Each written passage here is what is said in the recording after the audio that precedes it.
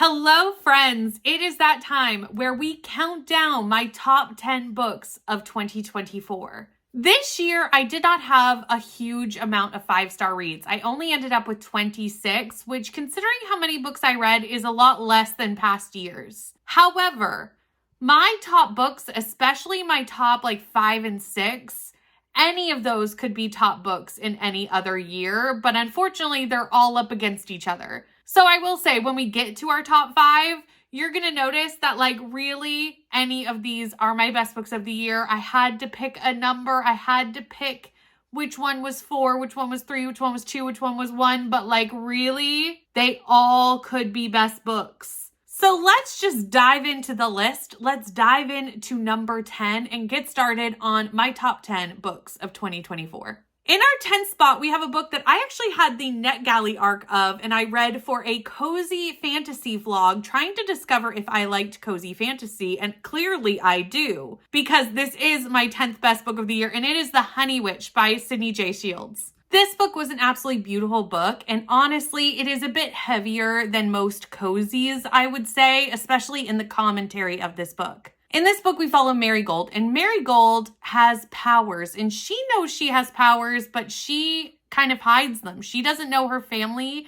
is aware that she has powers, but she does find out that her family does come from a line of witches. Her mother has hidden her powers from her in order to protect her, but her grandmother shows up and is like, we need to tell her, I need her help to protect the island. She does end up going with her grandmother to become the honey witch of this island. And part of being the honey witch is that you cannot have a soulmate. It comes with a curse, but you cannot have a soulmate. And we see her be totally fine with that at the beginning. She's never been in love. She's never really seen the need for it. So she's like, fine, I'm on my way. We see her under the care of her grandmother and learning about her magic. And then we see someone come to the island, and that is Lottie. And Lottie also doesn't really believe in soulmates. And throughout their time together, we find out that both of them do have feelings for each other, but because of this curse, they can't be together for various reasons. And there's this fated love story that's kind of doomed to fail. And it just broke my heart. Honestly, it broke my heart. The magic in this book was really good. The writing style was so beautiful. And also the look on grief in this book, the look on loss in this book, the commentary around that was just so poignant. It had me crying by the end of the book. There was a tiny moment in the middle where it dragged a teeny tiny bit. It probably could have used a little bit of editing, but honestly, because I just love the rest of it so much, I did not care. And that is how it got our number 10 spot. In the 9th spot, we are going to have a controversial choice because I know this book is going to be on a lot of people's worst books of the year or most disappointing. But for me, it hit hard and I loved it. And that was The Atlas Complex by Olivia Blake. This was exactly how I wanted this story to wrap up. Not that I knew that's what I wanted, but as I was reading it, it was what I wanted. This is Dark Academia Gold. It's Dark Academia Gold, and I loved every minute of my time with this book. I felt every emotion that I could possibly feel while reading this book. There were moments where I cried. There were moments where I was happy. There were moments where I was frustrated. There were moments where I was like, how is Olivia Blake doing this to me? This is the final book in the Atlas 6 series, and this book is a lot of internal dialogue. It's not a lot of plot. It is mostly internal dialogue and people trying to grapple with decisions that either they have to make or that they do make even if they didn't have to make them. There are characters from the Atlas 6 that were not my favorite characters in that book that I didn't really care about that much. And by the end of this book, I cared about them. I don't know how that happened. There were pages upon pages upon pages of just internal dialogue, which I think probably would turn off some people, but I loved it. I loved every minute of it. And it's okay if you didn't like it because truly, there's a book later in this that split even my best friends and me apart. I think you probably know what I'm talking about if you watch the channel at all. So it's okay to agree to disagree on this book with me. I understand if you didn't love it, but I truly loved this book. In our number 8 spot, we have Business Casual by B.K. Borison. This is the final book in Lovelight Farm series. And while I'm talking about this one, I'm going to add an honorable mention of Mixed Signals, which I also read this year. This is the 3rd book in the series. I did give both of them 5 stars. Now, I will say, This one would not be on this list if it wasn't for this one. There are different levels of 5 stars, and this one was just top tier. But I did give this one 5 stars, so I might as well talk about both of them. In this book, we follow the brother of the sister who is our main character in the first book, Stella, which also, I did give the first book 5 stars. So this series has 3 5-star reads out of 4. So it's highly mentionable to bring that up. So we follow Charlie in this book. Charlie lives in New York, but he spends a lot of time in the town of Lovelight with Stella. And Stella just got married. She's going away on her honeymoon, and he is going to look over the Christmas tree farm while she's away. His love interest is Nova, who is Beckett's sister. Beckett is our main character from the second book, and she is a tattoo artist about to open her tattoo shop. And they have a very, very, very bantery relationship. I adored the banter in this book. It was so good. It was so good. And the smut was smutting. I'll just tell you that right now. There is a very long one-night stand scene in this book because that is the trope in this book. It's like one night stand to basically friends with benefits to more. And it lasts, I don't remember the length of this smut scene. Like, it was long. It was a long smut scene. But between the banter and honestly just the way their relationship played out and the way this wrapped up the series was exactly what I wanted from a series wrap up, where the small town is such a big part of the series and it is a character in the book, and leaving Lovelight for the last time was just done so well. Mixed signals. Again, I did give this one 5 stars. This follows Layla, who is a baker at the Christmas tree farm, and Caleb, who used to be a deputy but is now a teacher. They have kind of both given up on love, so they decide to kind of like help each other learn how to get back into it, and they fall in love. And realistically, this is like the golden retriever main character we all want. And honestly, Layla is sunshine, so it's like golden retriever and sunshine.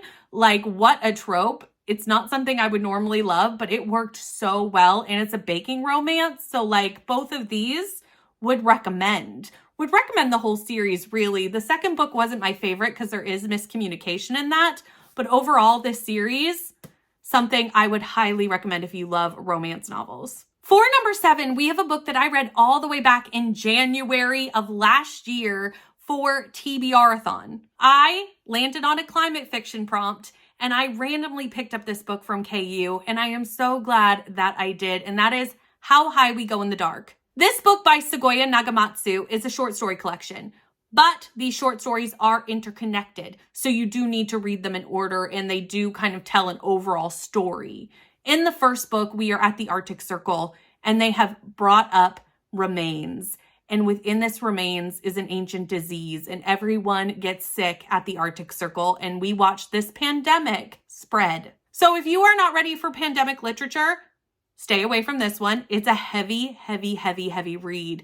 And what the country and the world does to kind of go through this pandemic, and the science experiments they do, and the way that they even euthanize people is very heavy, and it's a very dystopian sci-fi situation. So please go into it with that in mind if you're picking this up. But the way it is written and the way we go through each story and meet each individual person and how this has impacted their lives, how each person helps with different things in science, or even many years later, how the world is moving forward after this pandemic is over, how it all comes together at the end, I was shooketh.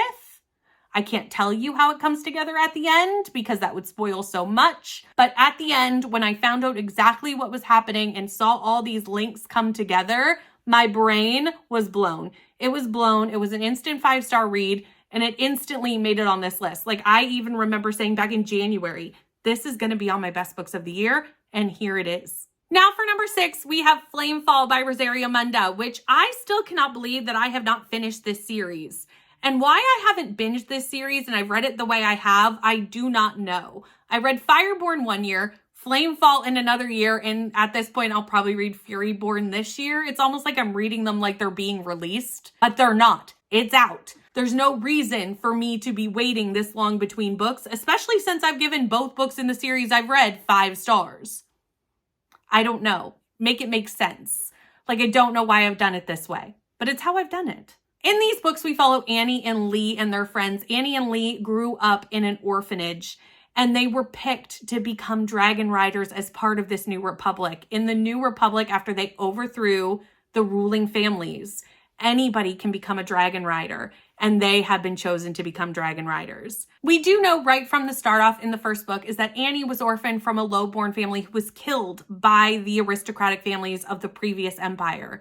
Lee is an orphan from the aristocratic families whose families were killed when the regime took over, the new regime. So they're coming at it from two very different sides, but since they were raised together as children, they both believe that the new regime and the new empire is the right one. But now, as they are now in the world of being actually a part of it and being dragon riders, and people from the old regime start to kind of like pop up who did survive, they have to kind of start deciding who is right, who is wrong in this world. And it's messy because there's a lot of areas of gray in both sides in what is going on. And they have grown up together and they do have a little bit of a relationship with each other. But are their decisions going to pull them apart? And we follow it through the books.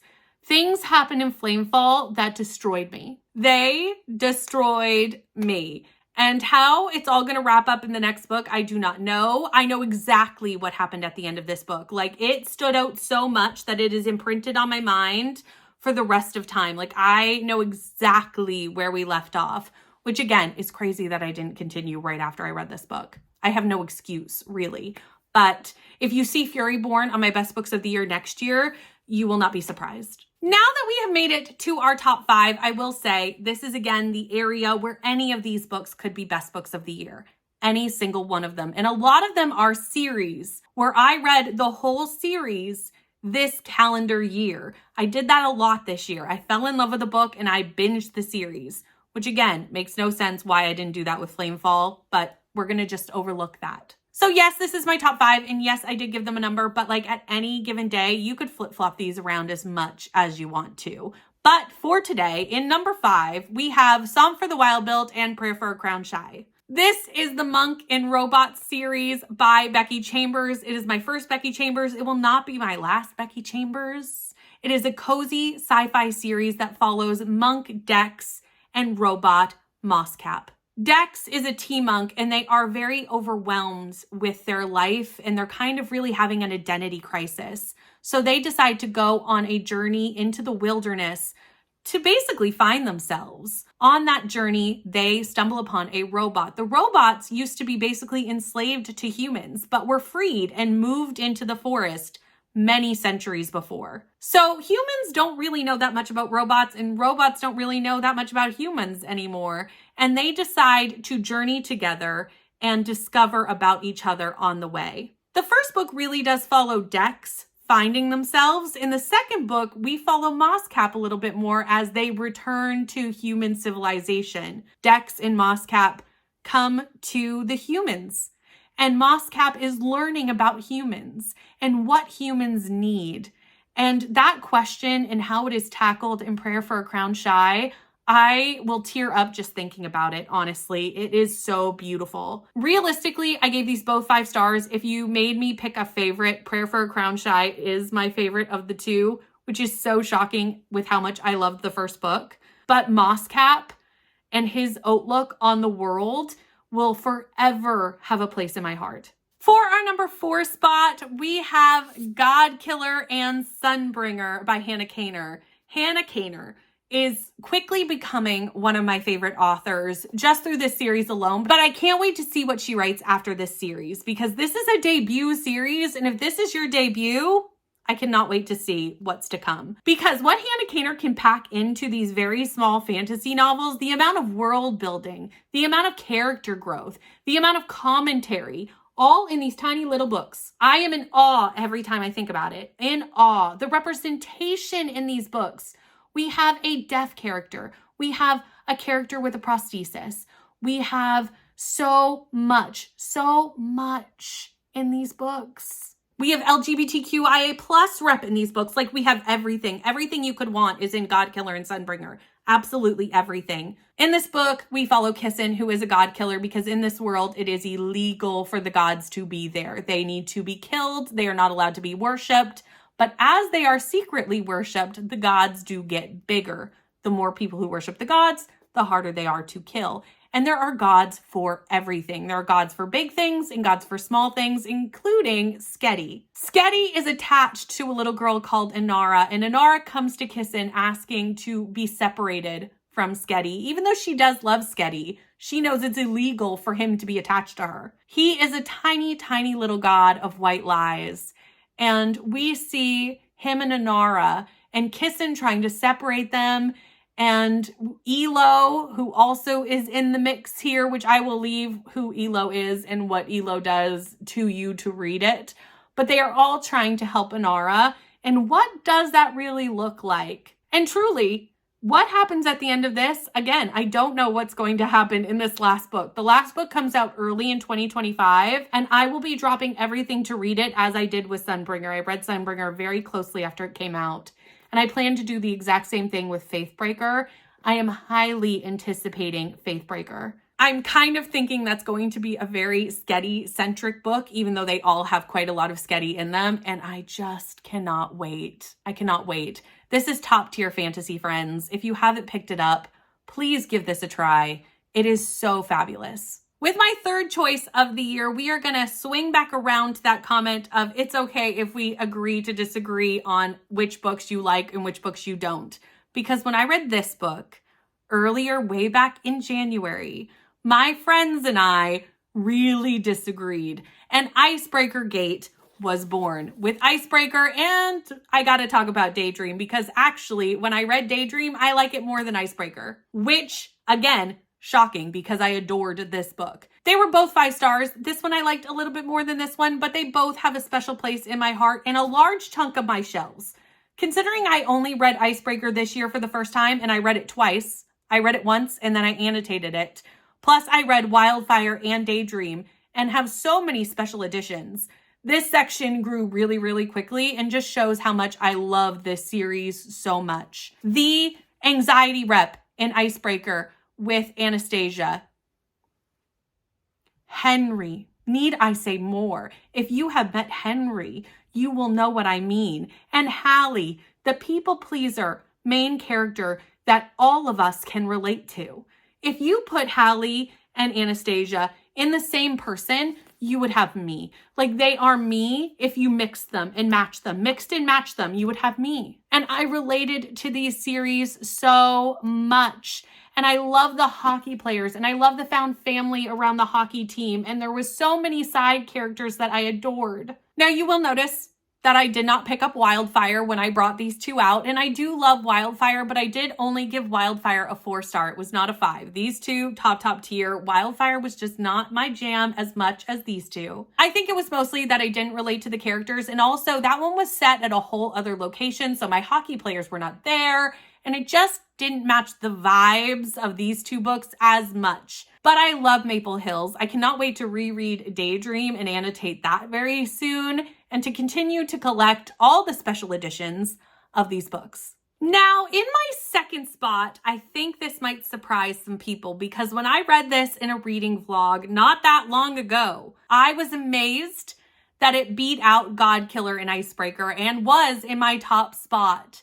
And I was for sure that it was going to be my #1 book of the year. And it is coming in at #2. And I'm going to have to grab it because I did not want to pull it off these shelves and make it obvious which one I was going to choose, but it is going to be Ashes of the Sun. This is another one where I'm going to talk about 2 books, Ashes of the Sun and Blood of the Chosen, as I gave them both 5 stars. And I think a little bit of why this kind of came down the list was because I did read the whole series. And you will notice that I'm not holding up the 3rd and final book. I love this series and I love these 2 books. And unfortunately, the last book was a tiny bit of a letdown. Not a huge one. It still got 4 stars. But there was a little bit of a rushing to finish up the series and a little bit of an extending into a direction that I wasn't expecting, that I don't think it needed. However, the characters in this book and the character work in these books is some of the best character work I've read all year. I have talked about these books so much considering I only read the first one in August. Like if you've been around, you have heard the synopsis of this book and this series so many times. So I will do it one last time and I will tell you about Ashes of the Sun. And I say that one last time, but I will probably talk about these again because I love them. But like one last time for this year, one last time for talking about these books as if I just read them. In this book, we follow Maya and Geyer. They are brother and sister. At the age of 5, Maya is taken by the Order because she has the powers of the Chosen to become a centaur. Geyer tries to fight them from taking his sister, loses an eye, and has a hate on for the Order. Now they are 18. She is almost a full centaur, and he is leading a rebellion against the Order, and they are on two sides of this war. Might this slightly sound like Fireborn? Might this be a type of book that I enjoy?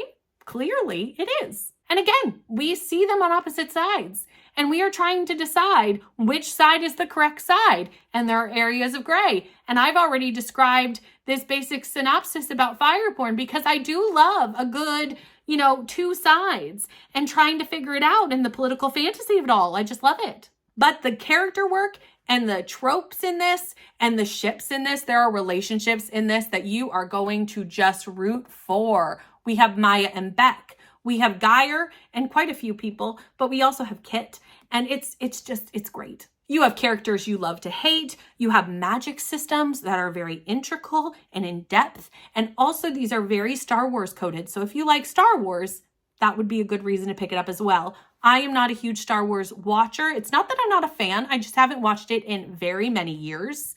So I didn't really see all of the Star Wars connections, but you don't need to love Star Wars to love these books. That's what I'm saying. If you love Star Wars, you might even like them more than I did. Maybe you'll see all those connections and adore it even more. I loved it for the fantasy, the political fantasy, and the character work. And had the last book just been a little bit different, this could have been my best book of the year, but I am looking at it as a whole, as a collective. And there was one book that beat it out because it is basically a standalone and the rest of the series isn't out yet. So I am judging it off one book, where this one I'm judging it off 3, which is a little bit unfair, but it is what I read this year and it's what I know. And it's the only way I can make this decision. And again, all these books, this top 5, you could change them around any day of the week. But we have made it to my top book of 2024. And in what must be the largest upset and the largest surprise, I am about to put a fantasy romance, a romantasy, as my first book of the year. My best book was When the Moon Hatched by Sarah A. Parker. I loved this book. This book has my whole heart. I have never said a book was going to be 5 stars as fast as I said it about this one. The prologue, I was giving this book 5 stars. The way this author describes the elements as different gods and how the gods interact with each other, I needed nothing else. And then we had dragons, and we had moons that fell, and we had a man who loved this woman so very much that he built her something. And I won't say what it is because it happens really far in the book, but if you've read it, you know what he built her. And I couldn't handle it. The writing style I loved. Did the world building lack a little bit? Yes. Okay, I can see it. I can look at it and go, yes, some of these things needed to be fleshed out more. Yes, there needed to be more explanations. I don't care. I loved it enough that I don't care. This sequel is going to be my most anticipated release of next year. Sarah A. Parker, please do not let me down. Don't let me down. Please give me a beautiful book that goes right after this one. Do it right, because I'm assuming that you're going to. Please. I need the sequel of this to be just as good as the first. Like I need it. But truly, I really do think that this book nudged out all the others sheerly off a lyrical writing style that I just fell into. And it just got me right from the get-go. With that though, that is my top 10 books of the year. What is your best book of 2024? Please let me know down in the comments. I would love to know if it's on my list, if it's not. If you didn't like one of my favorite books, that's okay. We can agree to disagree on books. Again, Icebreaker Gate has proven that to all of us. If you've made it all the way to the end of the video but have nothing to leave me down in the comments, leave me a dragon emoji, because dragons are a common theme in quite a few of my favorite books. Thank you so much for watching. Please like, comment, and subscribe, and I'll see you in the next one. Bye.